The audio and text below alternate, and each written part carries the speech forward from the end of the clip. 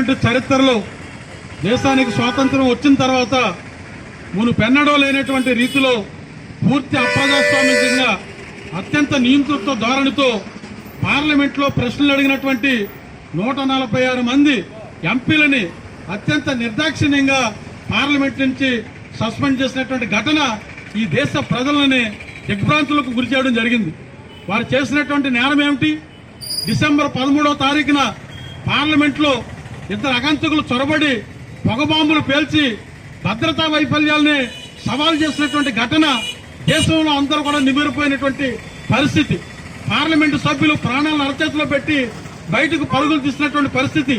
అత్యంత దుర్మార్గానికి ఒడిగట్టినటువంటి నేరస్తులపైన చర్యలు తీసుకోవాలి, అసాంఘిక శక్తులపైన చర్యలు తీసుకోవాలి, దానికి కారణమైనటువంటి వారిపైన పూర్తి దర్యాప్తు జరిపి చర్యలు తీసుకోవాలని చెప్పి పార్లమెంట్ యొక్క భద్రతకు సంబంధించి రక్షణకు సంబంధించినటువంటి ప్రశ్నలు లేవనెత్తినటువంటి పార్లమెంటు సభ్యులపైన అత్యంత దారుణంగా ఇవాళ సస్పెన్షన్ కి గురి చేయడం జరిగింది.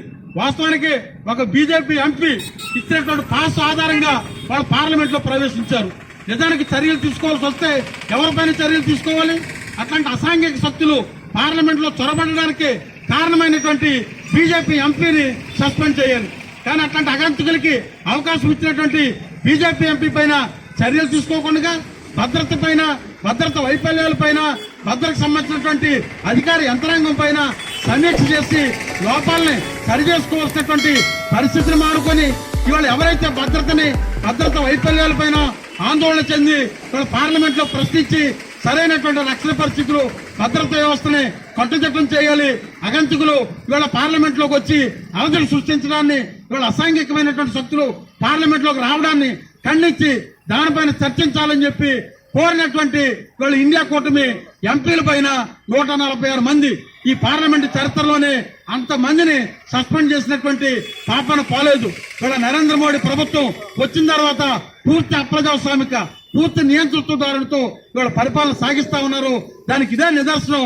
ఇవాళ కేవలం పార్లమెంటు, లోక్సభలో 100 మంది ఎంపీల్ని, ఇవాళ రాజ్యసభలో 46 మంది ఎంపీల్ని ఇవాళ అత్యంత దారుణంగా సస్పెండ్ చేసి ప్రజా వ్యతిరేకమైనటువంటి ఎట్లాంటి చర్చ లేకోకుండా అనేకమైనటువంటి బిల్లుల్ని ఇవాళ పార్లమెంట్ లో ఆమోదింపజేసుకోవడం అంటే ఇది ఒక నియంతృత్వమైనటువంటి పాలనకి తెరతీయడం తప్ప మరొకటి కాదు. ఇవాళ రాజ్యాంగ స్ఫూర్తికి విరుద్ధంగా, చట్టబద్దమైనటువంటి విధానాలకు వ్యతిరేకంగా ఇవాళ పార్లమెంటు ఏదైతే ప్రజాస్వామ్యానికి ప్రపంచంలోనే అత్యంత పెద్ద దేశంగా ఇవాళ మనం చెప్పుకుంటా ఉన్నామో, ఈ ప్రజాస్వామ్యాన్ని పూని చేస్తూ, దేశానికి అప్రతిష్ట చేస్తూ, విపక్ష ఎంపీలు లేకుండా, ఎలాంటి చర్చ లేకుండా అనేకమైనటువంటి బిల్లుల్ని ఇవాళ పార్లమెంట్ లో ప్రవేశపెట్టారు.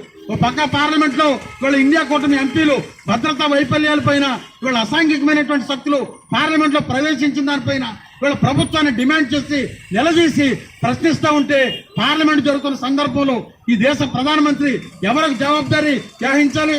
పార్లమెంట్ జరుగుతున్నప్పుడు భద్రతా వైఫల్యాలు జరిగినటువంటి పొగతో కూడినటువంటి బాంబులు విసిరినటువంటి ఘటన పైన ప్రకటన చేయాల్సింది పార్లమెంట్ లో ప్రకటన చేయాలి. కానీ ఆయన పార్లమెంట్ లో మాట్లాడడం, ఈ దేశ హోంమంత్రి అమిత్ షా పార్లమెంట్ లో మాట్లాడకుండా పార్లమెంట్ లో జరిగినటువంటి ఘటన పైన బయట వాళ్ళు దానికి వేరే పద్ధతిలో వక్ర భాషను చెప్పి ఇవాళ దేశాన్ని తప్పుదోవ పట్టించేటువంటి పరిస్థితుల్లో మాట్లాడుతూ ఉన్నారు. ఇవాళ సభ ఉల్లంఘన కింద ఈ దేశ ప్రధానమంత్రిని, ఈ దేశ హోంమంత్రిని సస్పెండ్ చేయాలి. నిజానికి పార్లమెంట్ జరుగుతూ ఉండగా దాదాపుగా 146 మంది ఎంపీలు ప్రశ్నిస్తే ఆ ప్రశ్నకి సమాధానం చెప్పాల్సినటువంటి వేదిక ఒక ప్రధానమంత్రిగా, ఒక సభానాయకుడిగా, ఈ దేశ హోంమంత్రిగా పార్లమెంట్ లో దానికి సమాధానం చెప్పాలి.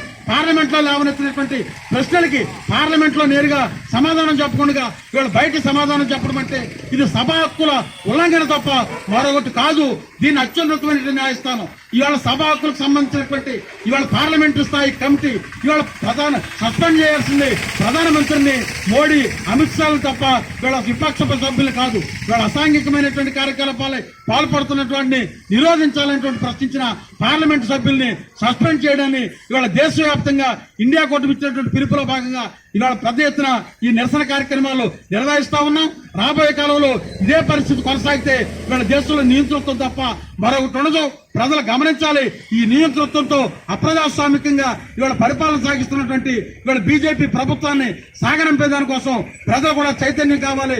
ప్రశ్నించే వారిని దేశద్రోహులుగా ఇవాళ ప్రభుత్వం చిత్రీకరిస్తా ఉంది. ఇవాళ పార్లమెంట్ లో ప్రజా సమస్యల పైన, దేశ భద్రత పైన, దేశ రక్షణ పైన ప్రశ్నించాల్సినటువంటి బాధ్యత పార్లమెంట్ సభ్యులకు ఉంది.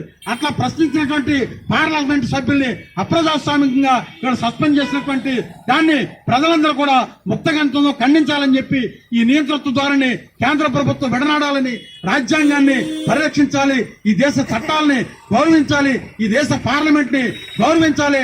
అలా కానిక పక్షంలో రానున్న కాలంలో ఈ దేశ ప్రజలు ఈ నరేంద్ర మోడీ ప్రభుత్వానికి తగిన గుణపాఠం చెబుతారని చెప్పి హెచ్చరిస్తా ఉన్నాం.